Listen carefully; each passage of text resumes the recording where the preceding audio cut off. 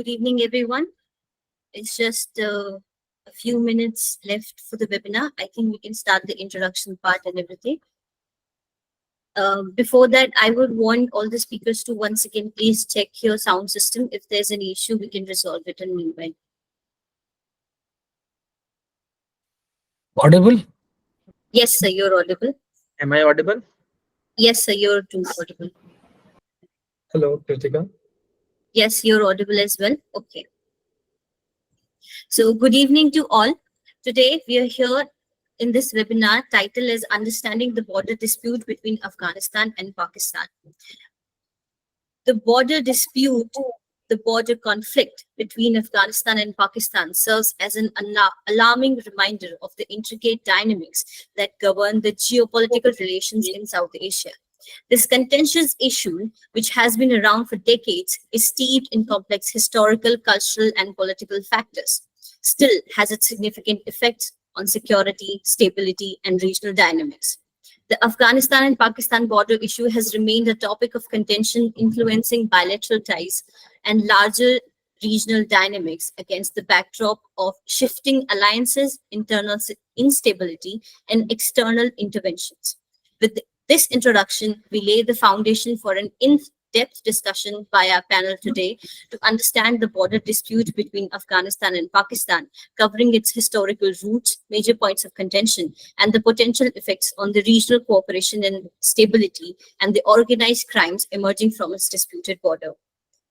So very firstly, we would like to request our first speaker of the day, Dr. Devendra Kumar.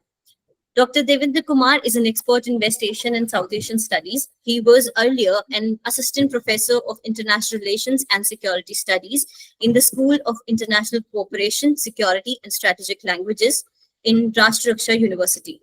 He previously worked as a senior research fellow under the National Fellowship at the Center for West Asian Studies, School of International Relations in Jawaharlal Nehru University. He is also author of 2 books, Palestine, Jordan, and the Making of Israel, and the edited volume of International Relations and Contemporary Security Issues. Now, the platform is all yours, sir. Thank you, Chair. Good evening, everyone. First of all, I would like to thank the Red Lantern Analytica for giving me an opportunity to share my views on the proposed topic, that is understanding the border issues between Afghanistan and Pakistan. Well, if you look at both these states which have recently been in the news, primarily because of the border contention that is happening and because of the scuffle that is going on the borders, the Pakistanis have conducted airstrike at the Khost and Paktika region, and which basically belongs to the southeastern part of Afghanistan. And Afghanistan shares 2,640 kilometers of borders with Afghanistan, and also the 921 kilometers of border with the Iranian state. The point of contention between the two is primarily because of the Pakistani failure to get the Durand recognized as the international boundaries between the two. The Pakistani state, which have been a mentor of Taliban for so long, has failed to get recognition, and also at the same time the Talibanis, the students are no longer listening to their masters. The one phenomena which the Pakistani state have failed to understand is, for the Afghans, what matters is their identity, is the sense of pride, the Pashtun code of honor and revenge, and the phenomena of dying for their identity.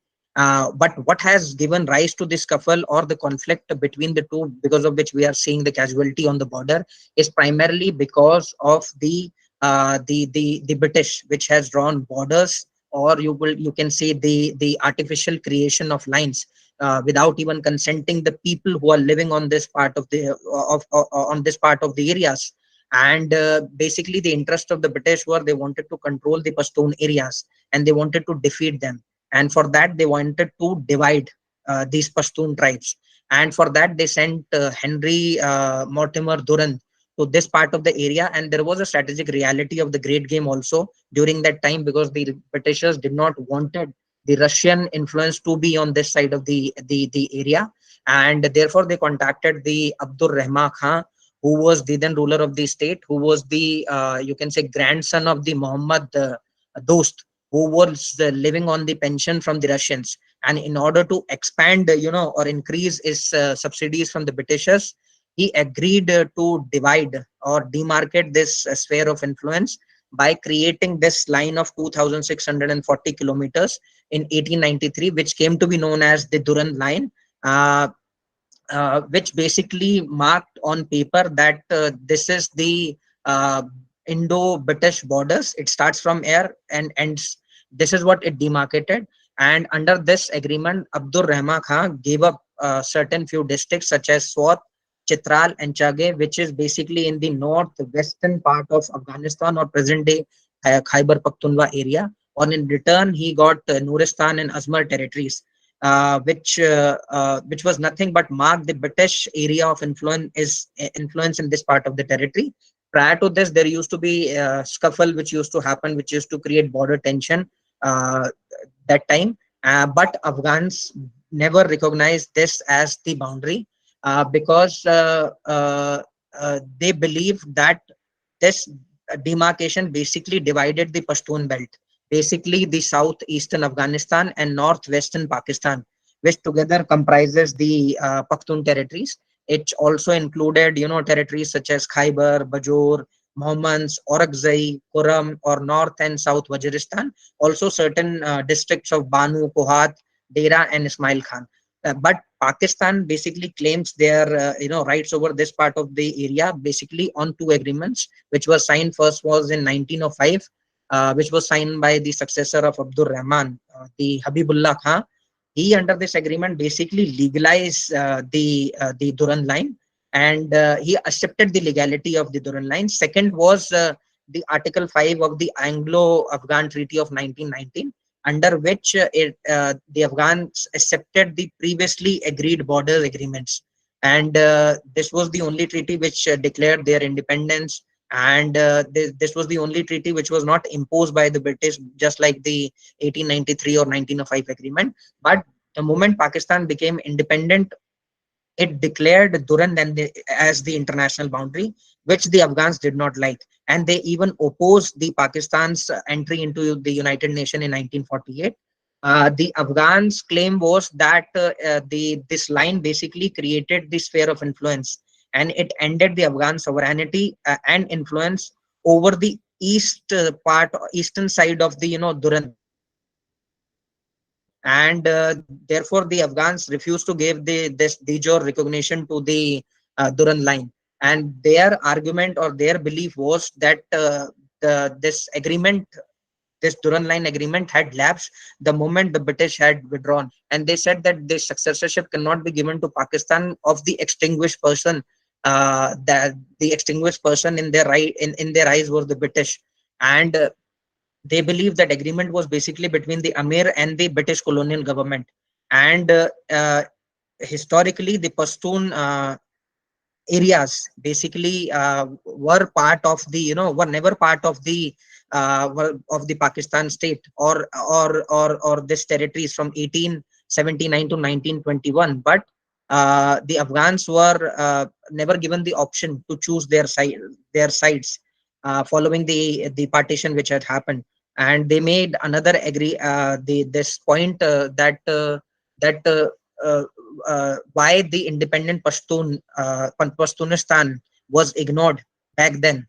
And their point on the Durand remained the same, that it represented the sphere of influence, and for them there was no legal basis to convert this this line into frontier in 1919 to 1921. And Afghans have made several other claims, such as this was never to maintain frontier between Afghanistan and British India, and this line was never meant to disturb the tribes, and this was an arrangement to manage the tribes. And while this line was created, it never took cognizance of the ethnic tribes which were living on this region. It just cut through the lands and split the peoples, basically of Waziristan and other villages, which created the requirement for for the maintenance of troops in this region to maintain peace. But the moment Pakistan got independence, it became more closer with the United States from 1950s to 60s.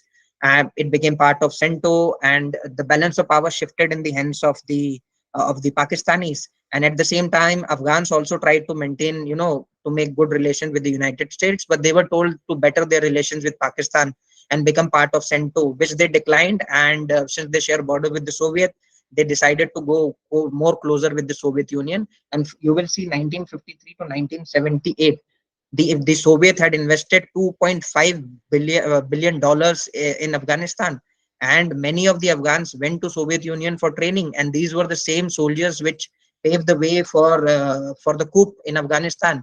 And because of this situation, for several decades, Pakistan suffered, this Afghanistan suffered on the Durand line. Many of the mujahids which got trained, they got trained from Pakistan. They entered Afghanistan through Durand and killed the fellow Afghans. And this was also the time where you will see the rise of activism, radicalization, extremism, violent extremism, terrorism to South Asia, West Asia, and other parts of the areas. For that, to understand that, you'll have to invite me separately. But the gist of the matter was, after this incident, the no Afghan government from then to now, whether it is monarchist, whether it is Republican, whether it is communist, whether it is democratic, whether it is the authoritarian regime under Taliban, no government has ever accepted Durand Line as the international boundary. But why we are seeing the scuffle on the borders right now is primarily because the Pakistani doesn't want the Pashtun population to increase in the state. Following Taliban takeover, there is an influx of 6 million refugees in Pakistan. 3.4 million are already living in Pakistan. 1.4 are living illegally, and Pakistan is using the pretext of this free movement, smuggling, or drug trafficking on the border side. But the argument is the Afghans have never relinquished their rights over the Pashtun areas on both sides, the eastern Afghanistan side and the northwestern side of Pakistan, basically the Khyber Pakhtunkhwa area. And they have not recognized the Durand also. But and the second point in this is the reality of TTP, the Tehreek-e-Taliban Pakistan. Pakistan doesn't want its influence to increase in the state, and it has already designated it as a terrorist organization. And basically, Pakistan doesn't want to test the medicine which it has suggested to its neighbor Afghanistan. Whatever version of Islam the Afghans have brought, they want it to restrict itself only to the Afghan territory. They don't want the same kind of Islam in their states. And to impress their American friends, the Pakistanis have already taken actions against Taliban back in 2007 when they conducted two Operation Zarde Azb or Rad al Fasad, basically to stop the movement of this free movement of these tribes going here to there. And the solution which the Pakistanis got for this was the fences which they created in 2007 for the first time. But luckily, they were removed by the Afghan army to end the free movement, to end trafficking or weapon smuggling.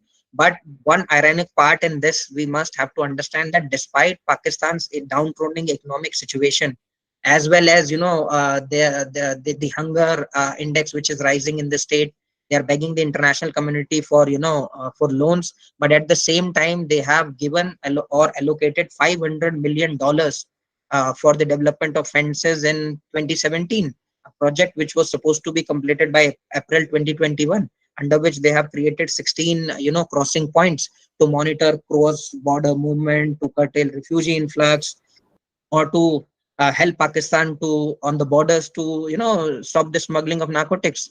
But the major idea behind this fences is to cement the Durand line as the permanent border between Afghanistan and Pakistan.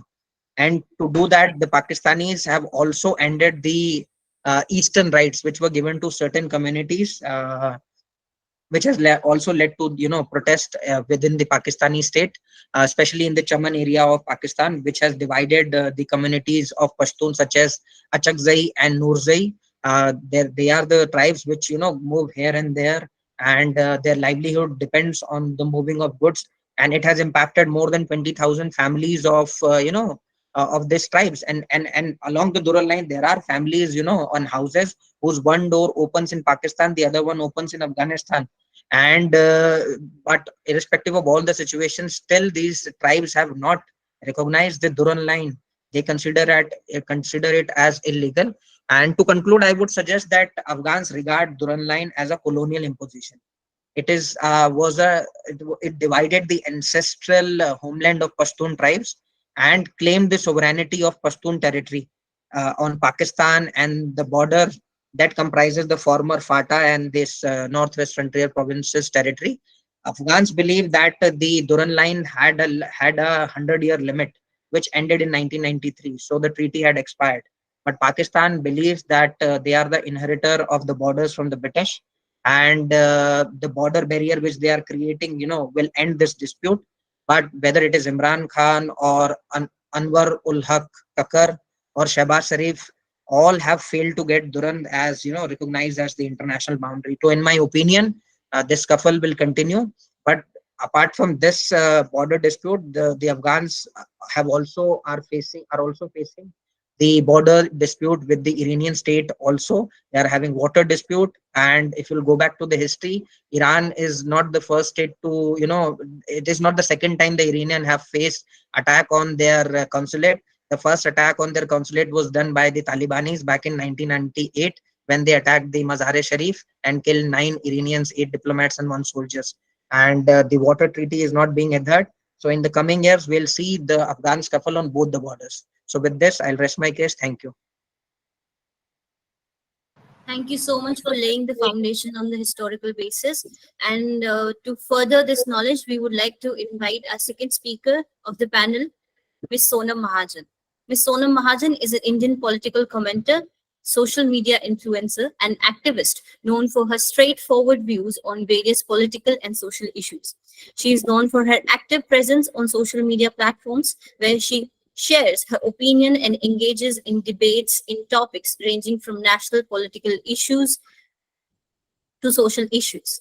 She has significant following and is considered one of the prominent voices in Indian outline of the political discourse as well as matters of the geopolitical relevance. Over to you, ma'am.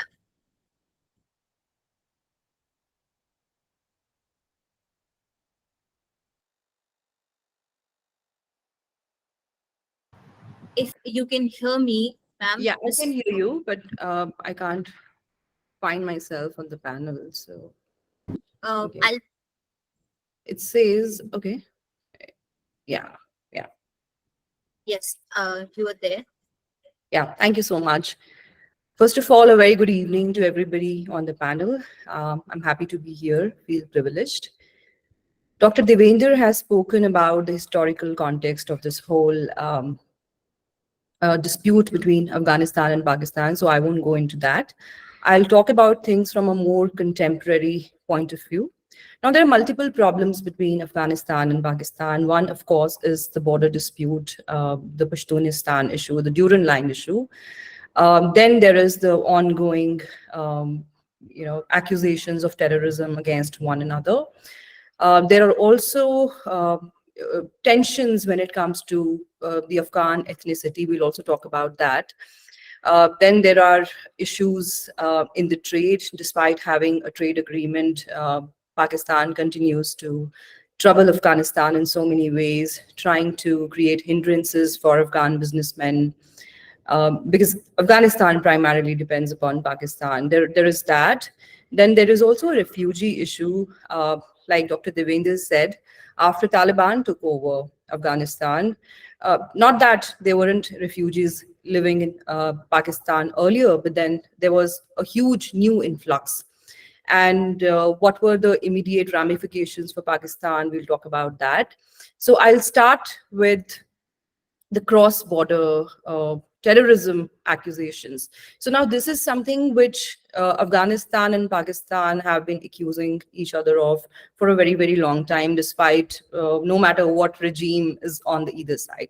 When there was a democratic government, an American-backed democratic government in Afghanistan, Pakistanis still accused Afghanistan of basically brewing trouble on the Pakistani side, giving sanctuaries to to Pakistan-centric terrorists. So there's nothing new there. Pakistanis thought that once they basically are able to deploy a Pakistan-friendly regime in Afghanistan, things would change. But what the Pakistanis did not really calculate is that the primary problem is the TTP, the Tehrik-e Taliban Pakistan. And what they did not probably calculate is that end of the day, the Taliban on both the sides, they are ideological cousins. They share the same ideology. They want similar things, but on different sides of the Durand line. Now, Pakistan used to abuse Afghanistan, and they used to tell the erstwhile Afghan government all the time that since there is a huge border between the two countries and it's a porous border, it's tough to control and manage all over. So we just cannot control the Afghan Taliban, because the Taliban used to take sanctuaries in Pakistan and then go back and do terror attacks there, back then when they were not part of the government.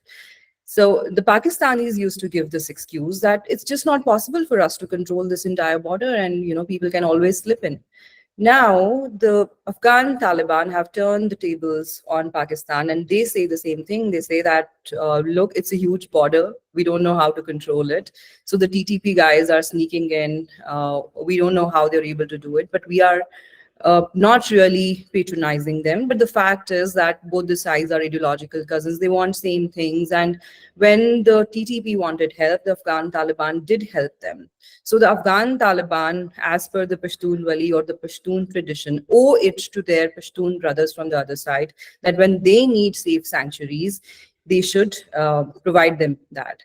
So that's what is happening. So one, there is also no willingness among the Afghan Taliban to basically control the TTP, and that is why the TTP are gaining ground. The other is also, the Afghan Taliban may also be overcorrecting themselves, because they have been accusations about the implied origin of the Afghan Taliban. They are called the Pakistani product, which is true to a great extent. So they may also be overcorrecting and not really dealing with the Taliban with an iron fist, because they don't really want to do that. So now the Pakistanis are in a dilemma. Things did not improve when there was a democratic government in Afghanistan. Things have not improved. Of course, in fact, they have worsened after the Taliban took over in Afghanistan. So they are in a dilemma as to where to go, and that is why they are doing this grand gesturing on their television, doing these debates, demonizing Pashtuns at large, even blaming the Pashtuns living within Pakistan, calling them terrorists, and blah blah blah. So there is that angle. So where the only option that the Pakistanis have is to probably respect the sovereignty of Afghanistan and give them the duty of handling their own state on their own, by their own. Pakistan cannot continue to treat Afghanistan as its fifth province, as they would like it to be, and then just trade barbs and accusations. That cannot keep happening, because these accusations are as old as the time, maybe, because they've been there forever, no matter who is there in Afghanistan. Then let's talk about the ethnic tensions, which I do not see many people talking about. There is also this feeling among Pashtuns, not only in Afghanistan, but also in KP, the Khyber Pakhtunkhwa province of Pakistan, that the mainstream Pakistanis who are generally considered to be the Punjabis, they are said to be the inheritors of the Pakistan project.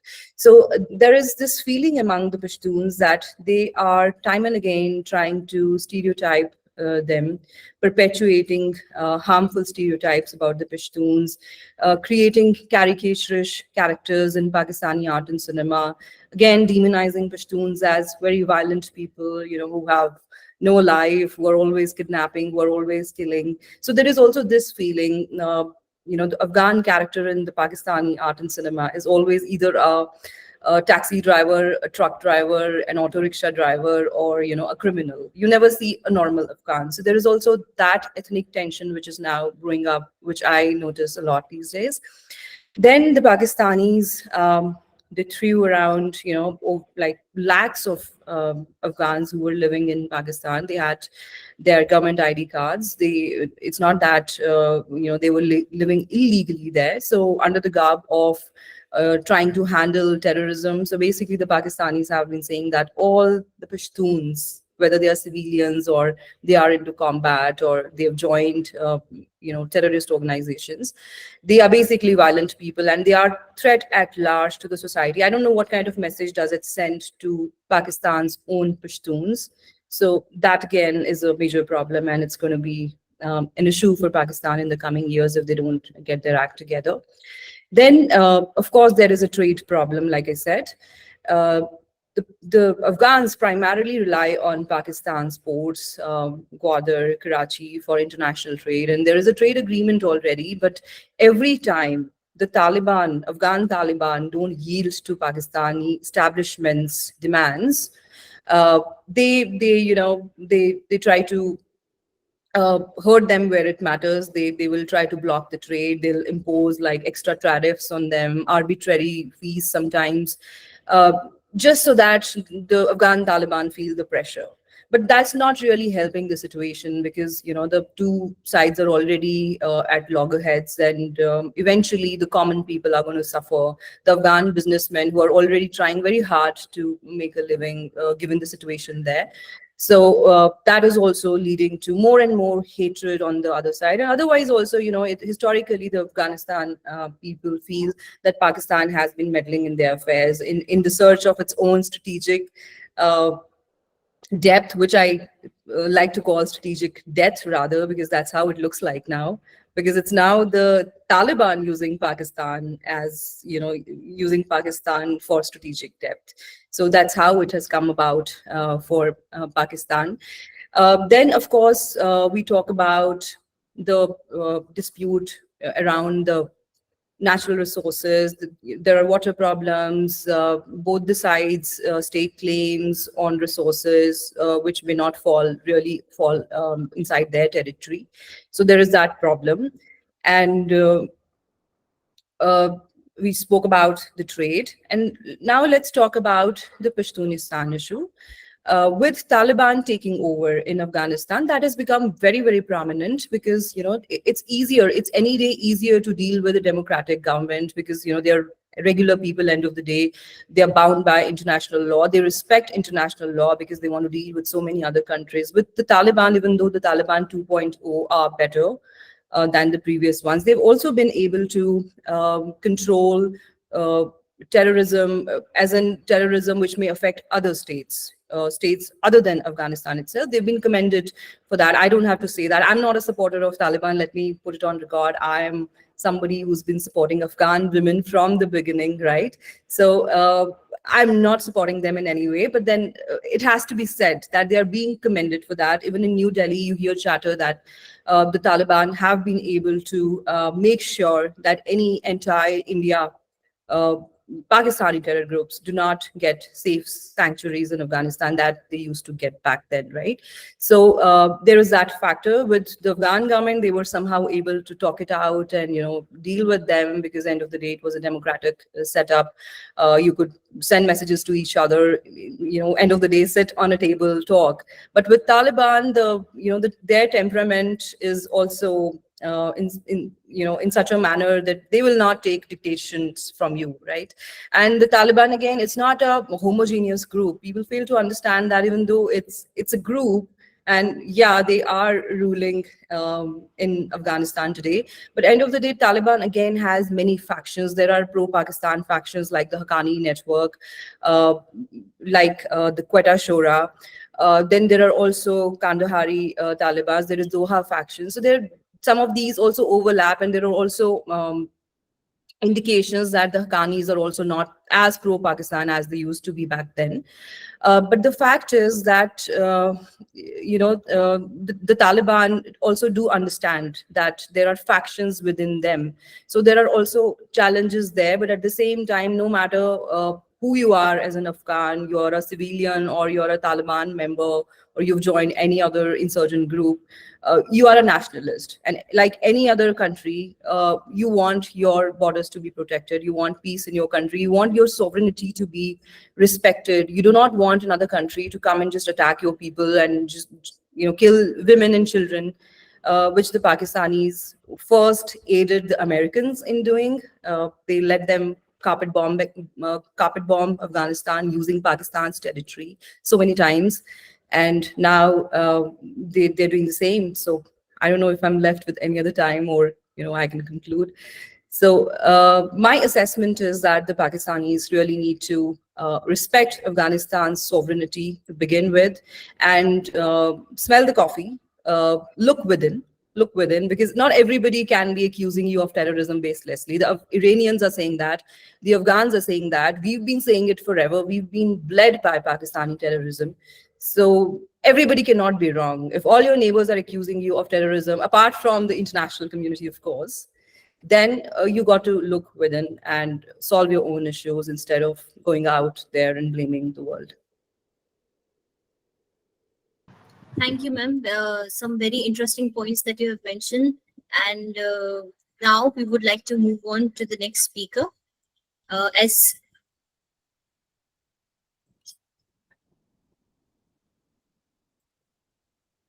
our third speaker is Mr. Kamaluddin Sahib.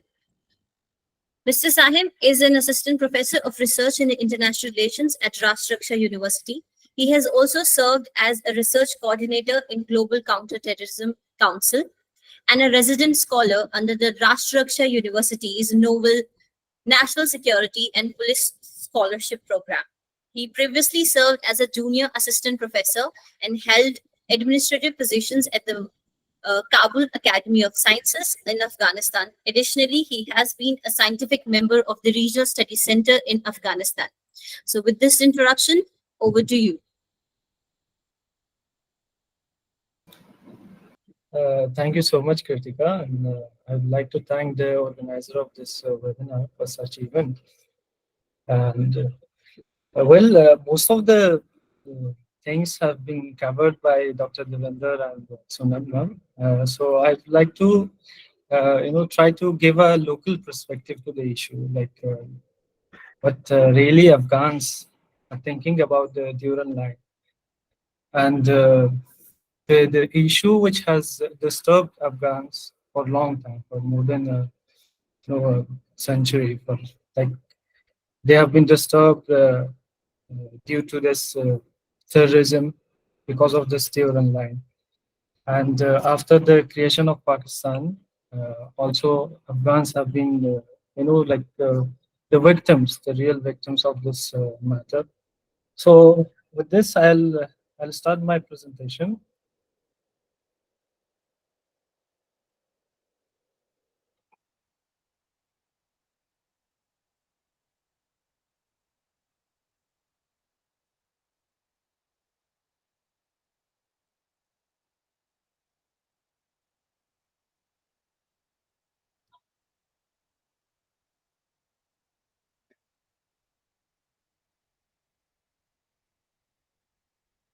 Is it visible? Yes, sir. Yes, it's perfectly visible. Okay. So as I said, that Dural line was a very, let's say a very sensitive issue with Afghans actually, since from its beginning. So we as Afghans think that this colonial legacy.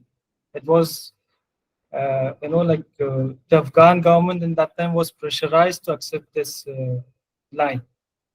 We should remember this, that in that time, Afghan government was dealing with an empire, the British Empire in that time. So British Empire that in that time had lots of influence and power.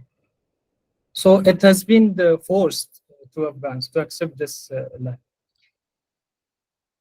So as Devender sir also covered this, it was a legacy of great game, Russian British expansionist policies, and they also wanted to counter each other. So in this kind of game, Afghans became the victim, and they tried to make the Afghanistan as a buffer state.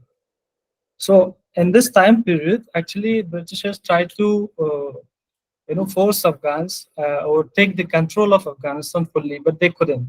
They attempted 2-3 times, but they couldn't do that.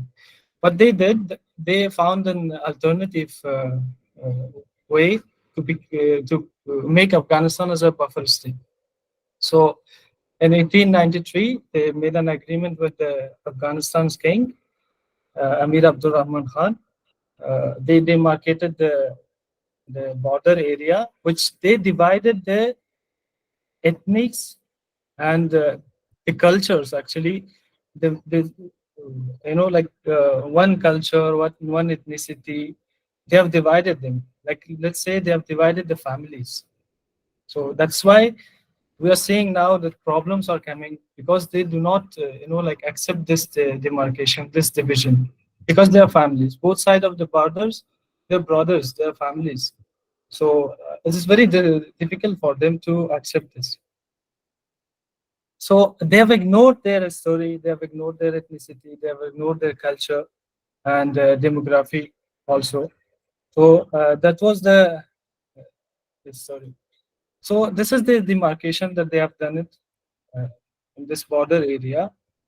And even now, this demarcation has been not accepted from both sides. When I'm saying from both sides, Pashtuns from both sides. Because as I said, they have families. So even in Afghanistan, this mindset is there. So Pashtuns in that sense, we have this upper Pashtuns and lower Pashtuns. We call it as like that in our language. So that is their mindset. They do not accept the division. That's why we have these porous areas in the border, which cannot be controlled from both sides.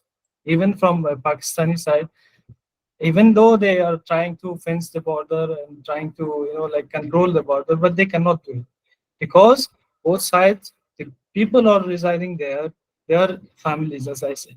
They cannot control the movement of people from the border area. That's very difficult, actually. So as I said, Britishers tried to control Afghanistan, tried to take full control of Afghanistan, but they could not do it directly. But they attempt for 3 times they attempt, but they lost. That is why the fear with the Britishers increased in that time.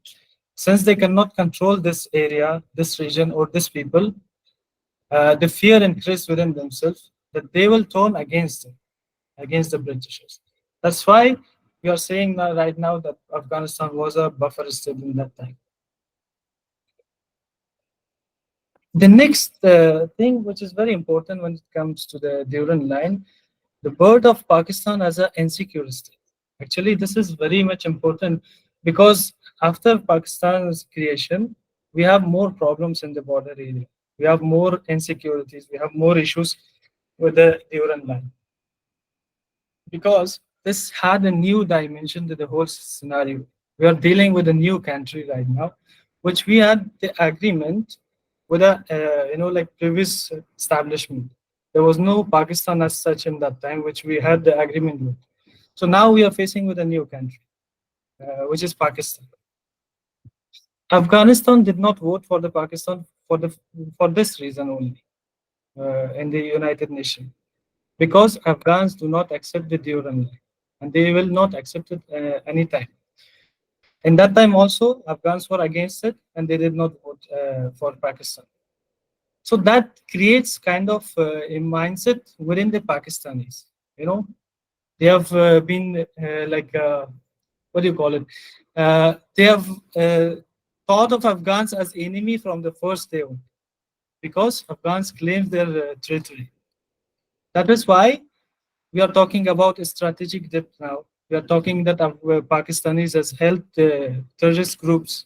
That's why we are talking right now that Pakistanis always wants a government in Afghanistan which favors Pakistan, a government in Afghanistan which is weak, a government in Afghanistan which is not stable. That is why we are talking about. That is what the strategic depth is actually. So from that time only, Pakistan was an insecure country from both sides, Indian side also and Afghan side also. So another issue which happened in that time, this agreement or seeing each other as an enemy, this was already there. But what gives Pakistan an upper hand? The invasion of Afghanistan by Soviet Union in that time. This was an opportunity to the Pakistanis to establish their proxy groups or establish their influence more in Afghanistan, and to keep Afghanistan as a weak state all the time. Since the invasion of USSR in Afghanistan, Afghanistan never had a stable government. That is exactly because your Pakistani army or ISI always wanted a weak and pro-Pakistani government in Afghanistan. So this gave them a good opportunity, actually. USSR invasion of Afghanistan in 1979. Right now, we are seeing this Islamist group or jihadist groups or terrorist group, which Taliban is one of them. So it is the legacy of that only. So Pakistanis got interested in that through Americans and Pakistanis both, but Pakistanis got more benefit out of this, because when they created these groups, when they funded these groups, when they supplied arms to these groups, these arms and funds, everything remained even after the USSR withdrawal from Afghanistan. That's why we have civil war there. So this was completely in the favor of Pakistan until Taliban came for the first time.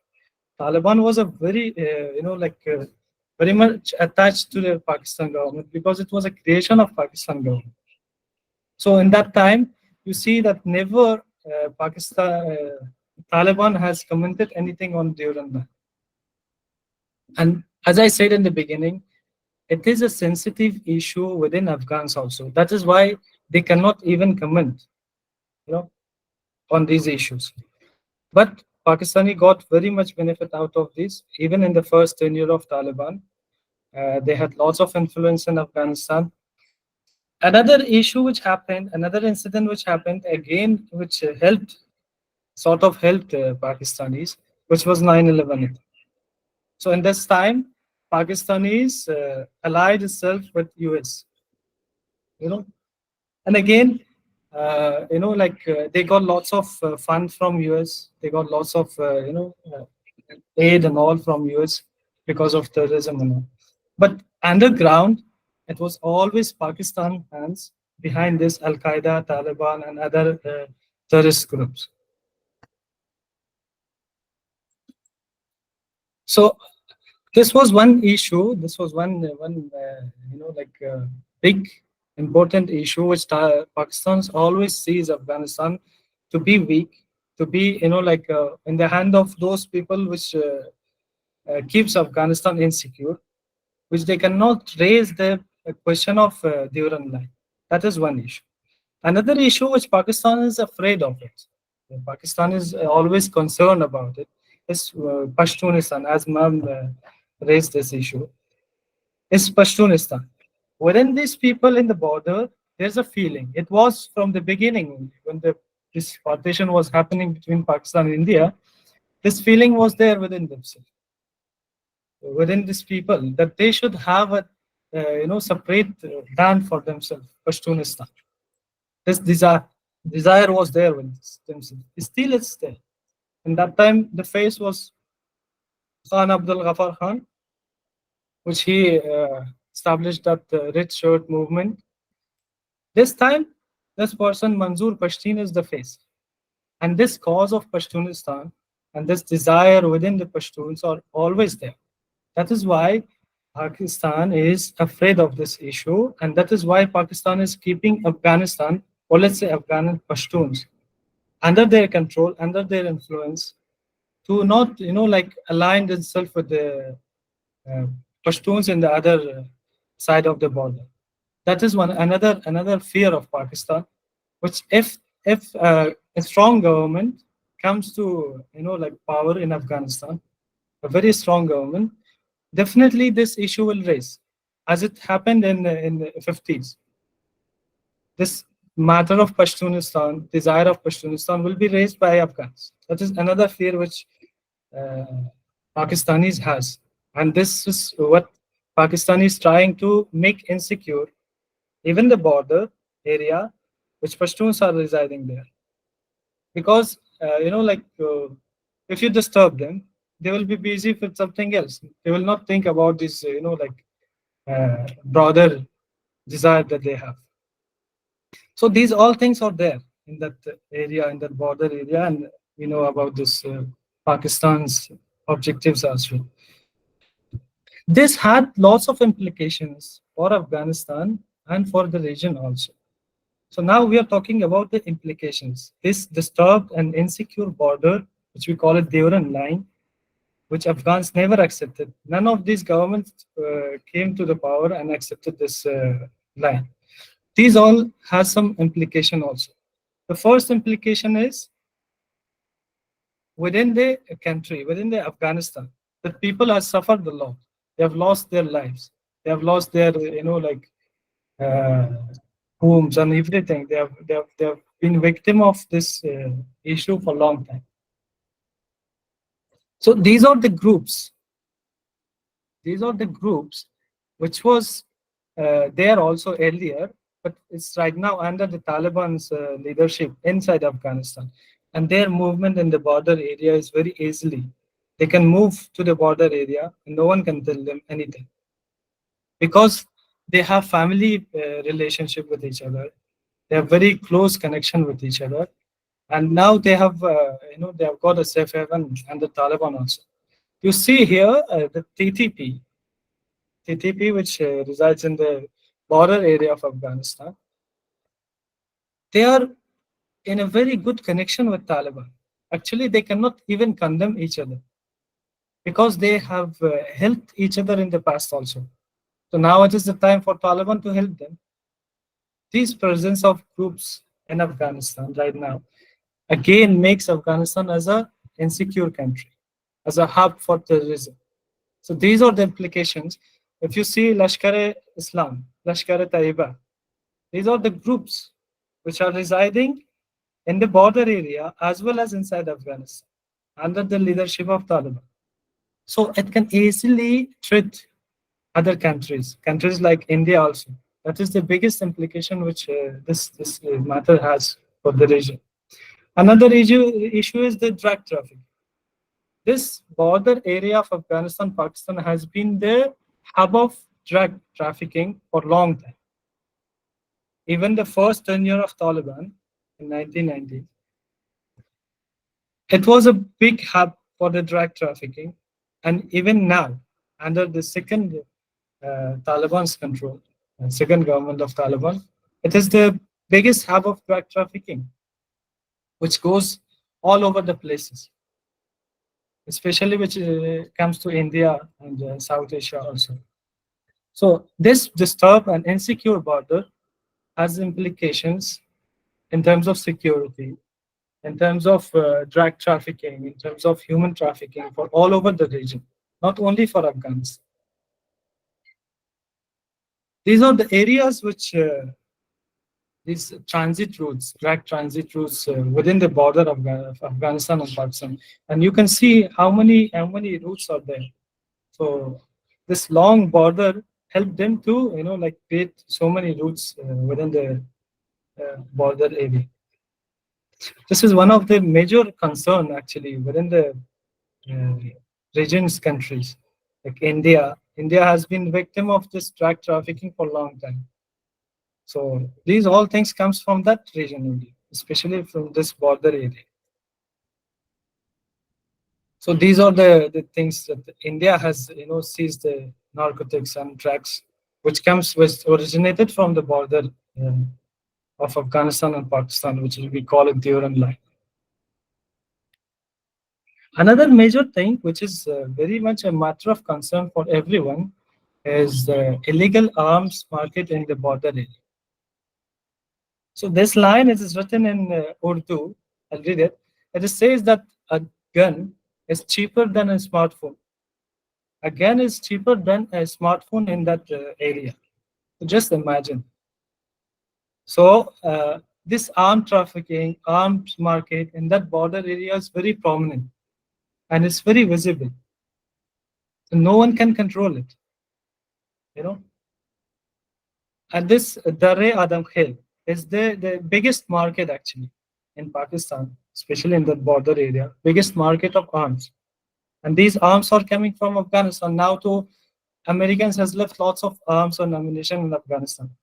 7 billion, 7.2 billion worth arms.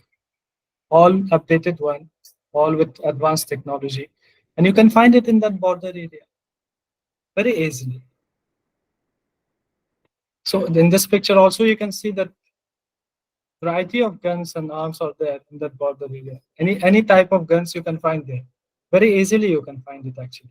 With a cheaper price, like they can like escort you also safely to reach to your place. So now what happens, as I said, that American has left lots of arms and ammunition in Afghanistan worth $7.2 billion. So we have a disturbed and insecure border in that side, which has been the hub of this, arms and drug trafficking for a long time. Actually, they have established their own brands there, their own shops and markets in that border area for arms and drugs trafficking. So now these arms, which has been left in Afghanistan, as I said, that the Afghan Taliban has good relation with TTP, so they can easily move in that border area. They have no problem. These fencing and all doesn't work. I think last week it was there that TTP attempt to destroy this fence which Pakistan established there. So these arms goes to that border area. When it goes to that border area, what happens? This thing will happen. These are the arms and night vision equipment which has been found in Kashmir. And those arms and night vision equipments was left by Americans in Afghanistan. So how it travels to Kashmir? That is the biggest question now. How it travels to Kashmir? Obviously through this border. Obviously through this insecure border. It will go to Kashmir. Again, Hamas possibly used the US weapon. And that is very much possible. Ukraine is also in Ukraine, Russia war. Also, these weapons has been used. So these weapons has traveled so far to like Middle East, to Kashmir, to Ukraine also. So that is why you see that this border, this insecure border, has lots of implication for the region also. Another issue is human trafficking, which is very, very prominent in that border area. And let me tell you, because there is no role of, no role of states there. No one can rule those areas. That's why these organized crimes, that's why you have drug trafficking, that's why we have human trafficking there. Afghan-Pakistan border, especially this child trafficking is very much prominent. Organ trafficking. So this is another map which is related to human trafficking. This one also. Thank you so Thank you, much, sir. Mr. Kamaluddin Sahib. And a very interesting point and a very significant threat, human trafficking, as you mentioned, which is quite prominent and has implications throughout Asia. And now we'll move on. Now we'll move on to our fourth speaker, Colonel Rahul Jain. Colonel Rahul Jain is a researcher and center head of the Pakistan Studies Center, Rashtraksha University, Gujarat. His area of focus is on the sectarian conflict in the Pakistan, and he has wide experience in Afghanistan and Pakistan issues. He's also a war veteran with extensive experience in these areas. Now, with this short introduction, I would like to hand over to Colonel Rahul Jain, as we want to listen to him as maximum as possible. So I'll keep my introduction shorter. Uh, Thank you, Kritika. Actually, can you hear me? Yes, sir. So I can hear you. Actually, after such heavyweights like Dr. Devendra and Kamaluddin Sahab have spoken, actually nothing very much left for me to talk about because they both are actually the pillars on the subject. However, I will add a few pearls of wisdom and totally a bit of a different dimension to the whole problem than what conventionally is being spoken. Uh,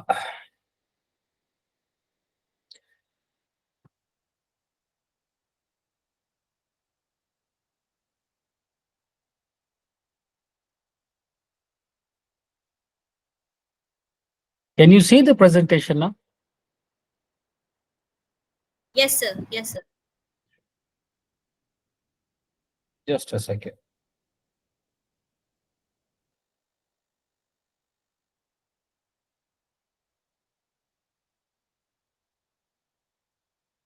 Okay. Now, what I'm going to talk about is basically has already been covered. But before I start, certain things which I want to add on, if Dr. Devendra sir and Kamaluddin permit me to. Uh, First and foremost, the element of Durand line was never a classic border is defined between the two countries, which of course later manifested. It was basically a line of influence as per the original document, because Britishers always knew that they can never win over Afghans. So it was line of influence, as sir brought out rightly. Second thing which is of importance is the 1919 Anglo-Afghan War, after which they finalized the issue. Third thing which I want to add here is that since it is very pro Pashtun element, so we've been all talking about Pashtunistan and Pashtun this thing, but today's Durand line extends to Balochistan also. So that element of the Durand line and plus what I've covered, what I will cover is going to be part of this thing. My topic is basically to deal with terror financing along with organized crime, though Kamaluddin Saham sir has covered a major part in passing to it, but I will just go into a bit of details. So please bear with me.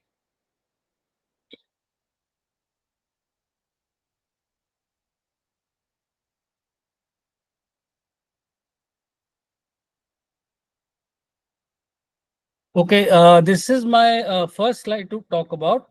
You see, if you see the Durand line, it is cutting the Pashtuns as well as the Baloch area into two parts. Pashtunistan was more into relevance as far as history is concerned, because pre-Pakistan independence, Balochistan was an independent state, the state of Kalat.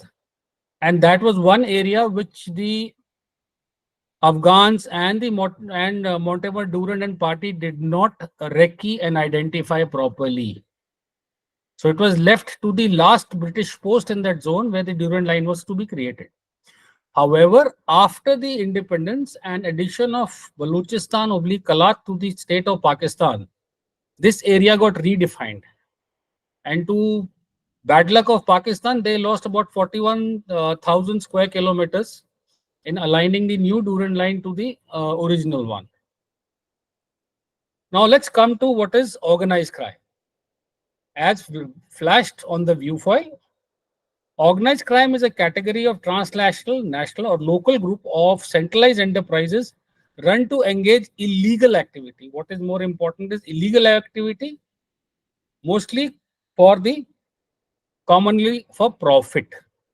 Now, organized crime in this belt of Durand line and this entire Durand line, north to south, is basically to do with earning profit. And as the geopolitical situation and politics, what the learned three speakers have covered, we would understand that it's too much of a mess for anybody to set it right. The only thing you can do is benefit and profit out of it. Now, terror financing is the act of providing funds to terrorists or terror organizations in order for them to carry out terrorist acts or benefit any terrorist or terrorist organization. Now, there are two parts to it. Terror financing is done in two parts. One, you can give it to a terrorist organization, and two, you can give it to a lone wolf kind of a person to carry out a terrorist act. But terror financing has a commonality with money laundering, which has got three steps. That is raising the fund, moving the fund, and using the funds. Now, we'll first talk about raising the funds, and then we'll come to the next part of it. Now, this is how the militant groups as deployed towards Afghanistan are known. The major ones being Taliban, Haqqani Network, Hizb-e-Islami, part of Tehreek-e-Taliban, etc., as shown on the view file.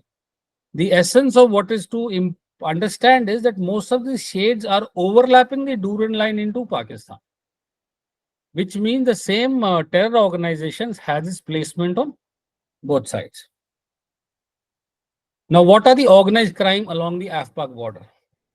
Drug trafficking, as shown as human trafficking, Kamal sir has mentioned it, but it is a very, very severe problem. Human trafficking, again, a very severe problem.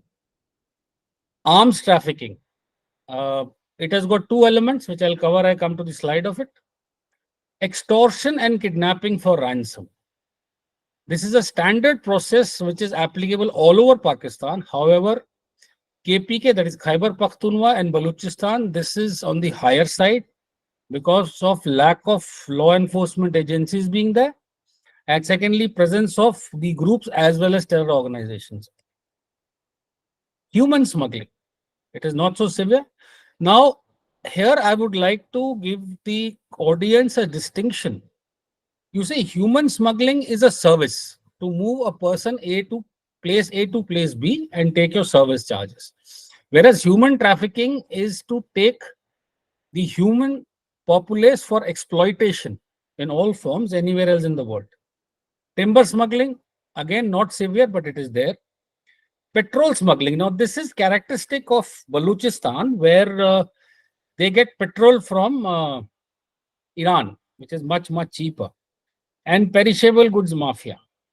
Now, perishable goods mafia has got an interesting story to it. For example, I'll give you an example that in perishable goods mafia, you get something from, for example, you get something from Afghanistan, like dry fruits, or you get something along the Chaman border, which is especially raisins. If they're held onto the border for very long, the final drop is at least 30 to 35% less than what was loaded. So in order to avoid that, there's a mafia which has an inherent element of kidnapping and delaying. They would delay it, and people, just to make sure that it goes in time, will tend to pay the price for it. So that is what is the first part of it, which I'm talking to you about. Now let's move ahead.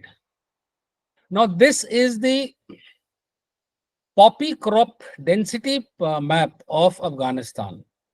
Now you have to understand, while Peshawar is somewhere between Nangarhar and Kunar, and Spin Bodlak is somewhere close to in front of Paktakia and Zabul. Now the primary run of narcotics is from Kandahar, and a bit, of course, from north, that is Nuristan, Badakhshan, and that part of the country.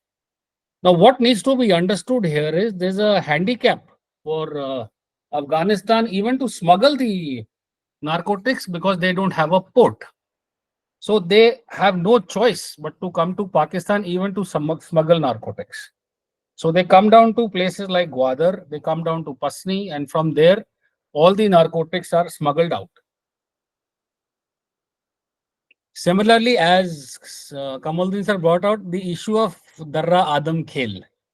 Now, if you see the left transparency, Darra Adam Khel, where it is marked, you can see it how close it is to the border. You see Landi Kotal and Darra Adam Khel is hardly any distance where you crosses the border on the Torkham highway. As he brought out the gun factories of Darra Adam Khel. Now, there are two elements to it. One is what you can buy from Darra Adam Khel. Second is these gunsmiths have a talent. If you show them a weapon, they will to make a copy of it in some time, maximum a week or so. And if I remember correctly, when we were in our initial listing of Taliban, when we surveyed and recce, these weapons were available somewhere between 2,000 to 10,000 Pakistani rupees based on the kind of weapon. So even if you talk of M4 rifle, which is an American signature, you bring into Darra Adam Khel, they'll make a copy of it for you. Of course, metallurgy may not be that good, but fact is they can make a copy which a terror group can use at least for their duration. Now, this is how the terror groups are deployed or have their area of influence on this side of Pakistan. What is green is basically Tehreek-e-Taliban, other TTP-related Islamic groups, and what is in red is the Baloch rebels or Baloch insurgent groups or Baloch terror, you can name them whatever. So that is how they're controlling their respective areas of influence. And the terror financing is applicable to them equally. It is not only for Pashtuns, it's not only for Baluch rebels. Fact is, it is happening on both sides. Now, from here, now that the geography and locations are clear, let's talk about terror financing. Now, we know how the organized crime generates its income by the activities of, drug, what we discussed, heroin trafficking, drug trafficking, etc., etc. But as far as terror financing is concerned, whatever the government wants to do, the terrorists have got a way ahead of it, as shown on the view file. Now, how does terror financing happen? First is the protection money from the crime syndicates. All the crime syndicates of organized crime which are operating along the border, they pay a protection money to the terror groups. Then terror groups also provide them guns for hire for, wiping off their competition or eliminating somebody for these crime syndicates. That is also another thing which the terror groups are up to. Third is drug running, as Kamaluddin sir brought out. They are into drug running very much. And that is also direct way to fund. You also need to understand that drug is the smallest volume with the maximum return. A kg of heroin will fetch you much, much more money than the same amount if you carry even in cash. The cash will be more. So drug running, in terms even the small amount of kgs and 10 kgs, the return will go into lakhs and crores. So drug running is the easiest way for terrorism to be financed.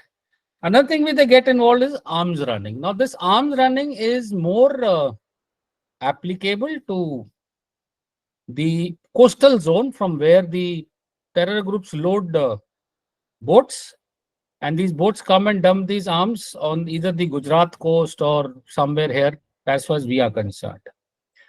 Now, what also needs to be understand, the flip side of arms running is, as I told you, while there are weapons available from Afghanistan which the Americans have left, but same weapons sample can be brought to Darra Atam Khel and first copies can be created for local use. When a terrorist has got a good weapon, he has more confidence in achieving what he has to achieve. So, same M4 if brought into Darra Atam Khel, of course, they cannot replace the lasers and those kind of technology, but the basic weapon can definitely be created. Extortion and kidnapping or ransom, that we are all aware about. Then donations. All over the border, there is a established network of these terror groups where they collect donations and they cover it in the name of zakat as part of one of the basic tenets of Islam. But the donations are siphoned off from the madrasas to the terror groups for most of their funding. Then self-imposed levies. You have a truck going from Karachi up to, let's say, Peshawar, somebody will collect some tax in between. Some terror group will have a post like I showed you in that cartoon. You have these fruits, dry fruits, fabric coming in. You put a levy on it. One of the biggest levy is on cigarettes. Cigarettes travel both ways and huge quantities. That is another way they collect their money. And finances from like-minded groups in other countries. You see, a lot of these terror activities happen when there's an influence from a foreign nation. And as both the speakers covered, that, the Soviets came in, the Americans came in, the CIA came in. That was one part. But the element of Islam, the element of establishing Sharia, the element of spread of Ahle Hadith school of thought, and actually motivates certain countries in the Middle East to provide unaccounted for funds. Anybody who wants to know who they are can get in touch with me separately, but in a public forum, I can only say there are certain groups and countries which actually provide these funds for the terror financing also. Now, as the crossings shown, I have again replicated these crossings. Only addition which I have done is the petrol smuggling, which happens somewhere here from Iran. Otherwise, it is similar. Only thing what has to be understood is that there are 18 crossing points, known 18 crossing points along the Durand line where the fence has been given a gap. Unknown, you cut and move, that is anybody's business. but 18 are established crossing points. Similarly, as you go up in the mountains towards Chitral, there are 9 passes which are unmanned, which can be crossed anytime to move from place A to place B. Now let's come to how it is affecting India. Now, first and foremost, let me bring it out the fact that the primary beneficiary of all these terror financing, organized crime in that area is the local groups. That is Tehreek-e-Taliban, Hafiz Gul Bahadur, Baloch Liberation Army. Then you have Baloch Rajaji Aso Sengar, then Baloch National Army, you name it. TTP today is an umbrella organization for 44 to 48 smaller groups. So these are the people who are actual beneficiaries of this transactions. However, in the longer term, yes, India does get affected. How? Firstly, now Jaish and Lashkar are getting revived. The last attack on the Air Force station has shown a hand of Lashkar-e-Taiba. Jaish-e-Mohammed has also shown its hand at 2-3 different places. There are 2 issues to it.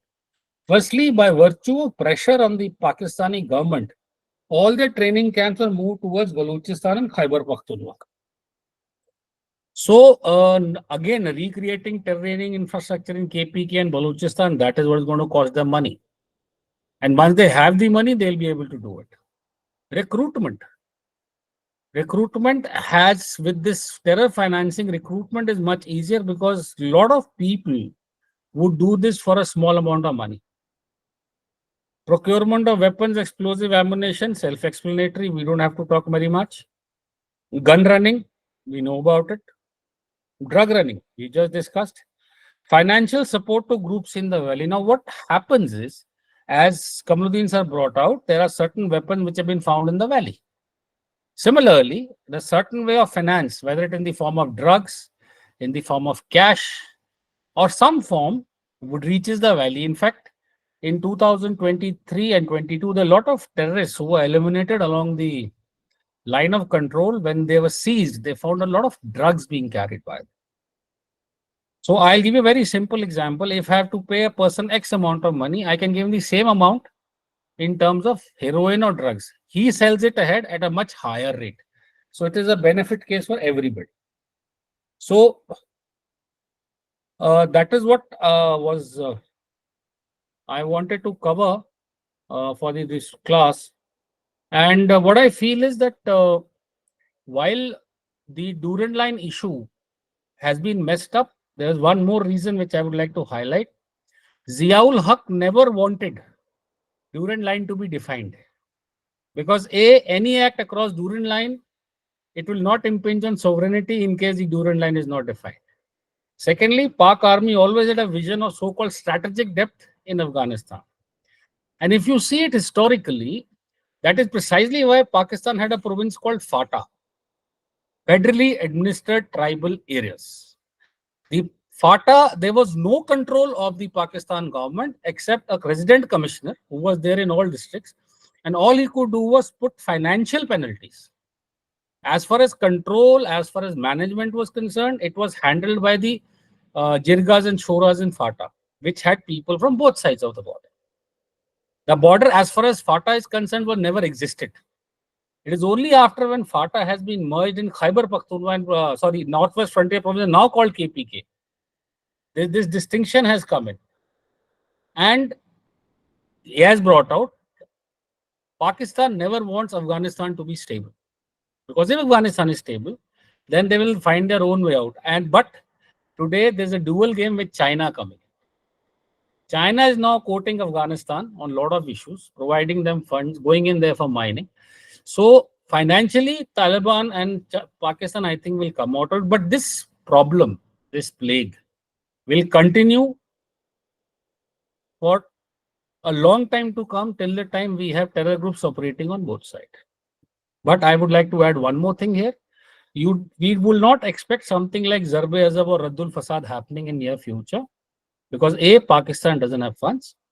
B, Pakistan, if you follow the news, is now graduating to drone tech. They have learned their lessons from US. So that is how they're going to be working on it. That's all what I had to share. In case any questions, after I will be willing to take them. Thank you so much, sir. It was a very well detailed presentation from your side, detailing into the terror financing, the terror funds collection, and everything. Now we move on to the question and answer session. So we have few questions in the chat box that are not specifically directed to any speaker. So I'll direct them to the speaker.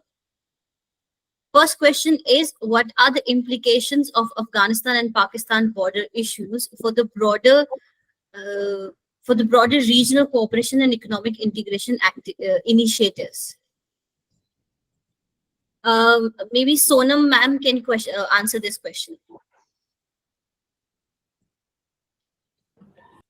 Yeah, of course, there will be implications. There are already implications of Afghanistan border and Pakistan border dispute. There can be broader regional implications, is what I see. Right now, if you see the trade that Afghanistan otherwise is entitled to, or they've been carrying out, Pakistan has been creating hindrances for them. So it's already impacting Afghanistan as a country. Apart from that, you see any borders that are marked with territorial disputes are, or there are terror groups residing on either side. There will always be tensions between the Pakistani forces and the Taliban also, as we see, these keep coming up every now and then.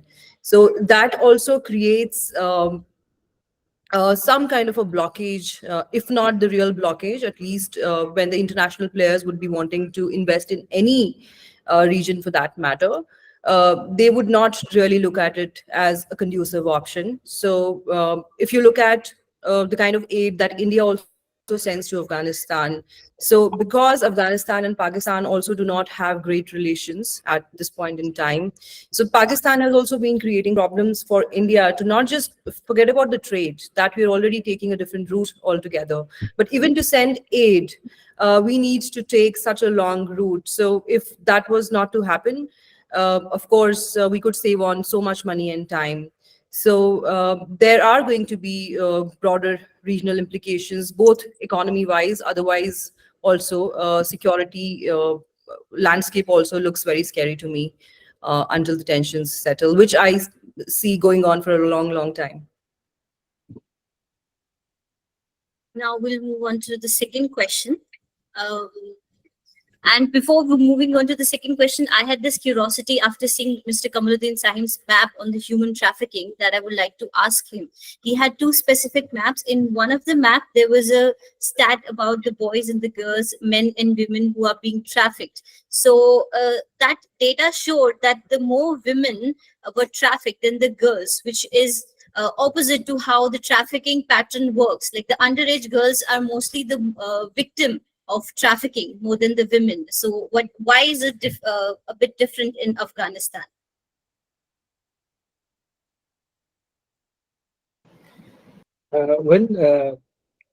I see this matter is very much connected to the culture also, to that conservativeness and that mindset which Pashtuns have on both sides of the border. So they're not allowing these girls and mostly females to go out easily. They are very much conservative. So that is why we have this difference in that region when it comes to the human trafficking also, when it comes to this the gender difference and all. So this conservativeness is there. If you see the map, the boys which has been trafficked is the number is a little bit higher than the girls. So because like one major reason is that the boys are out, compared to the girls. Girls are mostly in the houses and all. So they are easily, the victim, vulnerable to the traffickers and all. So they can easily. I will give you an example of my own country. So there was a person in my neighborhood. He was, age of 9 to 10 years old. He was a boy. So he got smuggled to the border area, to this Khyber Pakhtunkhwa, in this region, from Kabul. So they are targeting the boys mostly. If you see that map which I shown, the boys are mostly targeting. especially those boys which are in the age of 7, 8 to 9 to like 15, because they easily can manipulate them. If you see these madrasas which are in the border area, which are thousands of these madrasas are there right now, they're full of these boys, these underage boys, and mostly they have been taken from the cities, they've been taken from the far places, and they've been taken there for their like religious studies and all. Okay. So this is like the cultural factor that comes in and makes the trafficking pattern different for Afghanistan region. So now we'll move on to the That is next my question. understanding. Okay.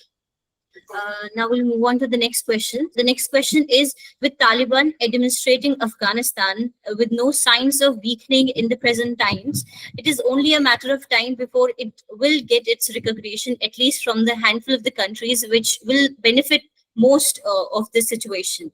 Devinder sir can take this question.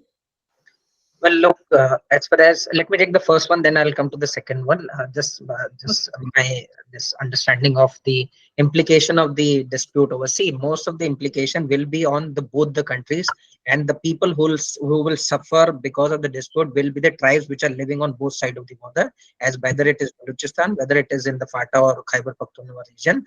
And as far as the economic integration with other countries is concerned, as both our prominent scholars, whether it is Jain Saab or Kamal, have already highlighted, the only thing these countries can offer is terrorism and drugs and all these things. So which country would be interested in getting economically entangled with these two countries? So I don't see any possibility of economic interaction.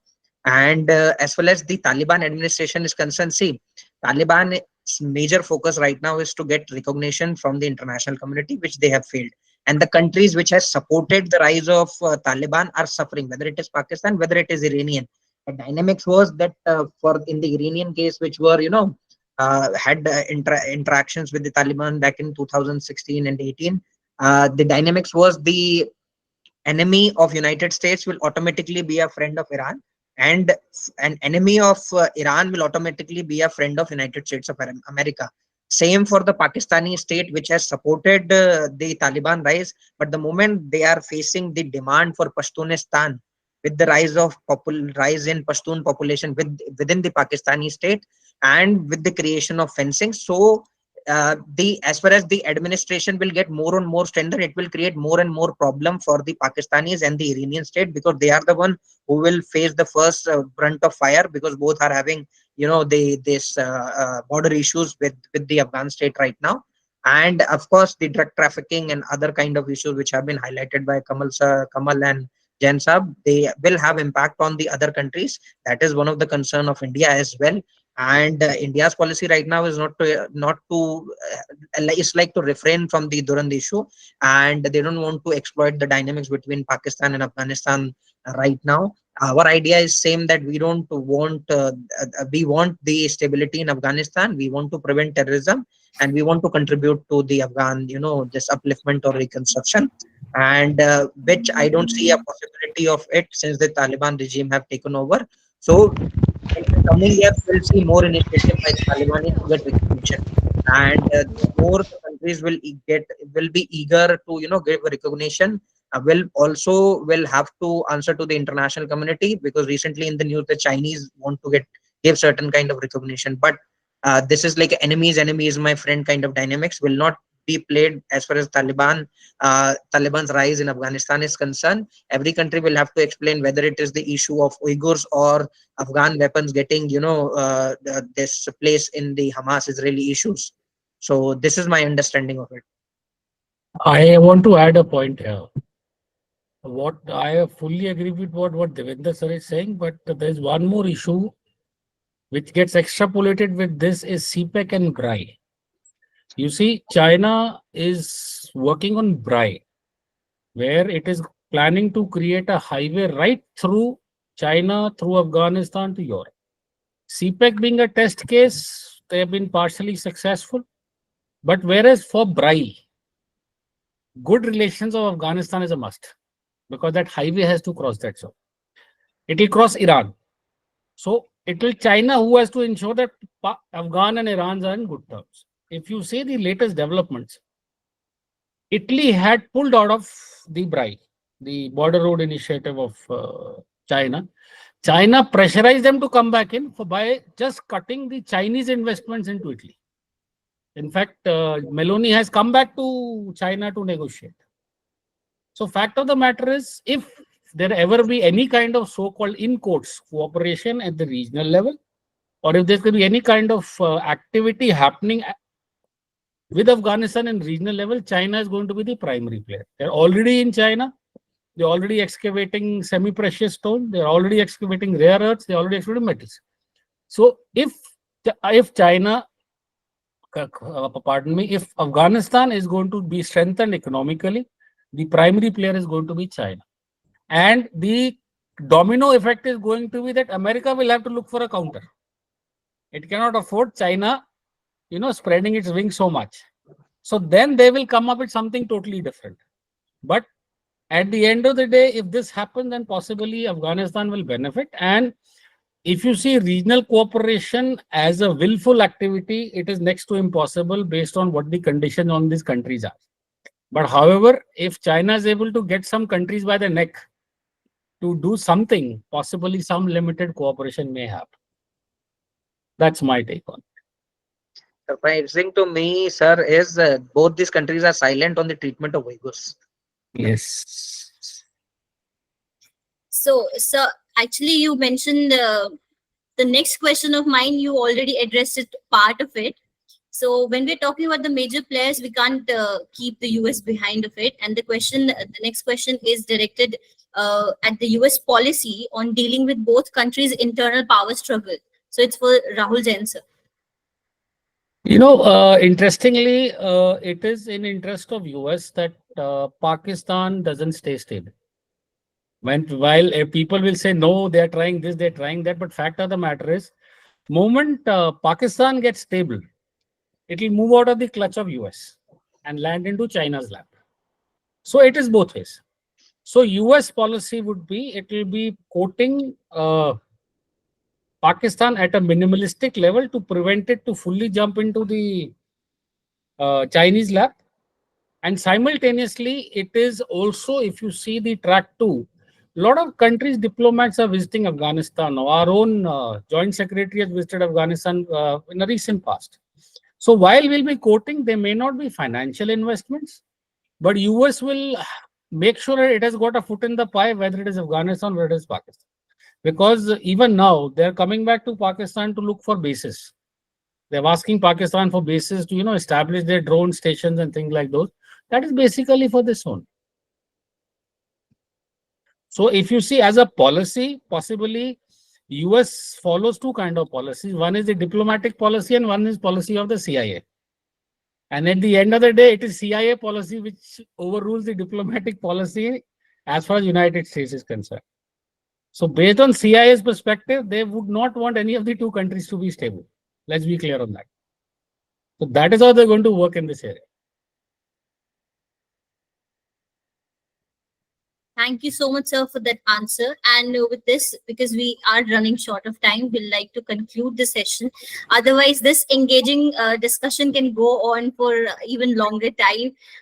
Now, I would like to invite a member of RLA, Karneet Kaur, for the vote of thanks. Thank you so much, Kritika. So firstly, I am deeply grateful for this very insightful discussion and invaluable perspective shared during our webinar on understanding the border issues between Afghanistan and Pakistan. This event has genuinely been such a profound journey into the complexities of a region so often discussed, yet so frequently misunderstood. First and foremost, I extend my heartfelt gratitude to Dr. Devendra Kumar for his enlightening introduction to the topic. Dr. Kumar's historical context and elucidation of the Pashtun perspective on the Durand Line shed much needed light on the intricacies of this long-standing issue. His portrayal of Afghanistan's struggle for sovereignty and the enduring impact of external influences was both informative and very thought-provoking as well. So I also want to express my sincere gratitude to Ms. Sohana Mahajan for her insightful remarks on the multifaceted nature of this border dispute, particularly in relation to terrorism, ethnicity, and trade. Ms. Mahajan's emphasis on the human dimension of the conflict and the plight of refugees added a very crucial dimension to our understanding of the challenges faced by both the nations. Furthermore, I extend my gratitude to Mr. Kamaluddin Sahim for his illuminating presentation, firstly, on the border geopolitical implications of the Durrant Line, Mr. Sahim's exploration of the historical legacy of the Great Game and its contemporary manifestations provided both valuable insights into the border regional dynamics at play. And for the individual who closed our session, I extend heartfelt thanks to Colonel Rahul Jain for his profound insights into the extension of border issues, even into Balochistan, which I wasn't actually aware about. So Colonel Jain's analysis for terror financing, for organized crime, and the challenges of law enforcement shed light on the complex security landscape as well. So particularly compelling, which I found very intriguing, was Sir's discussion on the trafficking of perishable goods and associated mafia activities and the replication of arms as well, essentially highlighting the multifaceted nature of border challenges. So, to our esteemed speakers, having provided a comprehensive overview of the complexities surrounding the Afghanistan and Pakistan border, touching on everything, literally the historical, geopolitical, and socio-economical dimensions, your contributions have enriched our understanding and underscored the urgent need for dialogue and for cooperation into addressing these complex challenges. So, thank you so much for gracing us with your presence and delivering genuinely the most insightful discourse that I've ever witnessed. And special acknowledgement is extended to our moderator as well, to Ms. Kritika, whose adept facilitation ensured the seamless flow of today's proceedings. Finally, sincere appreciation is extended to the Atlantic Analytica team for providing us with a platform to delve deeper into this insightful topic. In conclusion, I extend my deepest gratitude to all those who played a role into making this webinar so insightful. With the permission of our panel, we shall bring this event to a close, if that's all right. Yes. Thank you, Red Lantern, for hosting us. Thank you so much. Thank you. Thank you so very much. So much for being here.